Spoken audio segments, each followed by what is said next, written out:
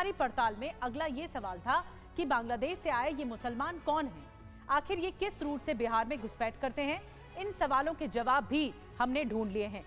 TV 9 Bharatvarsh की पड़ताल में घुसपैठ का जो रूट है वो पता चला है। सीमांचल में बांग्लादेश से घुसपैठ के दो अहम रूट हैं। पश्चिम बंगाल और नेपाल से सीमांचल में घुसपैठ आसान है। सीमांचल की जो मुस्लिम आबादी है उसमें बढ़ रहे बांग्लादेशी मुसलमान और शेरशाहबादी और सूरजापुरी मुस्लिम की तादाद यहाँ पर बढ़ी है। हम अपनी सीमांचल एक्सक्लूसिव रिपोर्ट के आखिरी पड़ाव में इस वक्त हैं और जिसमें आपको उन तमाम प्रश्नों के उत्तर अब मिलेंगे जो आप ये जानना चाहते हैं। आपको ये भी पता चल जाएगा कि सीमांचल की सियासी अहमियत भी क्या है। बिहार सरकार के आंकड़े बताते हैं कि कुल जनसंख्या का 0.9965% यानी 13,02,644 शेरशाहबादी मुस्लिम सीमांचल में है।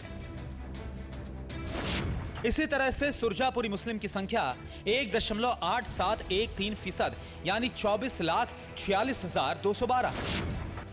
बिहार सरकार के दस्तावेज में यह साफ लिखा है कि सुरजापुरी वो मुस्लिम है जो शेख, सैयद, मलिक, मोगल में नहीं आते और केवल पूर्णिया, कटिहार, किशनगंज और अररिया यानी सीमांचल के जिलों में बसे हुए। शेरशाहबादी और सुरजापुरी मुस्लिम भारतीय मुसलमानों से अलग है। इन्हें बांग्लादेशी माना जाता है। दोनों में फर्क यह है कि सुरजापुरी मुस्लिम 1947 यानी आजादी के समय भारत आए थे, जबकि शेरशाहबादी 1971 के बाद आए। ये एक समय की बात है जब यहाँ पे सीमांचल के गांधी नाम से एक नेता जाने जाते थे। उसी समय से ये बाहर से वो लाके लोगों को, वोटरों को यहाँ बसाना शुरू कर दिए थे। बाहर से ढेर सारे वोटर्स यहाँ पे आते हैं और वोट गिरा के चले जाते हैं। अवैध रूप से यहाँ पे रहते हैं यहाँ पे।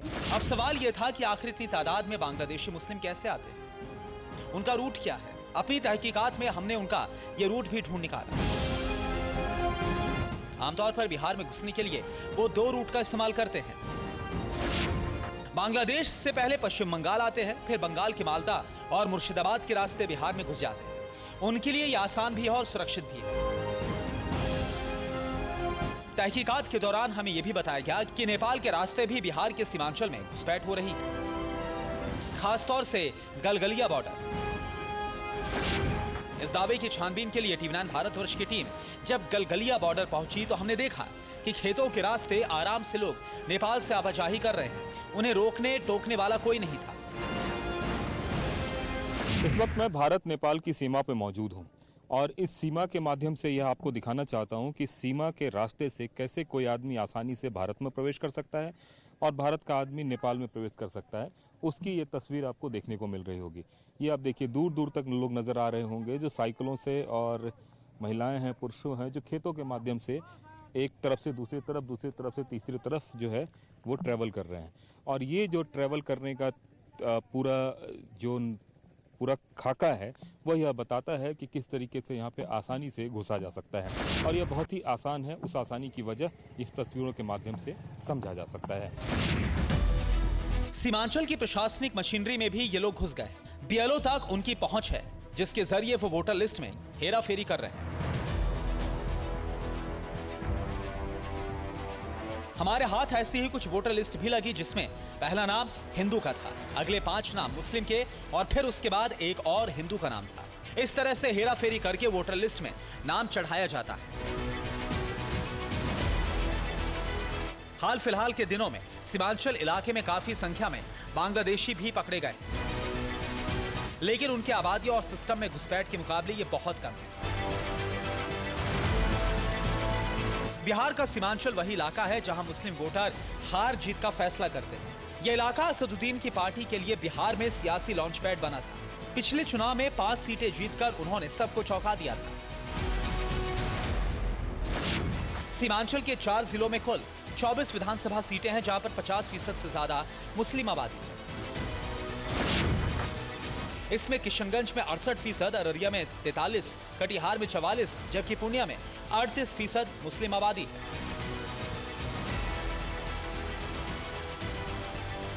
बिहार सरकार के दस्तावेज और जमीन हालात की पड़ताल बताती है कि वोटर लिस्ट में गड़बड़ी की गुंजाइश है। यह भी सच समझ आता है कि सीमांचल में बांग्लादेशियों की घुसपैठ आसान है।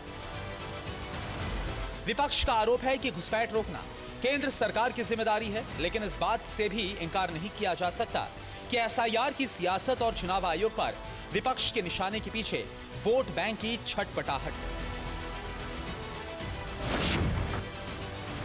बिहार के सीमांचल से कुमार कुंदन, TV9 भारतवर्ष।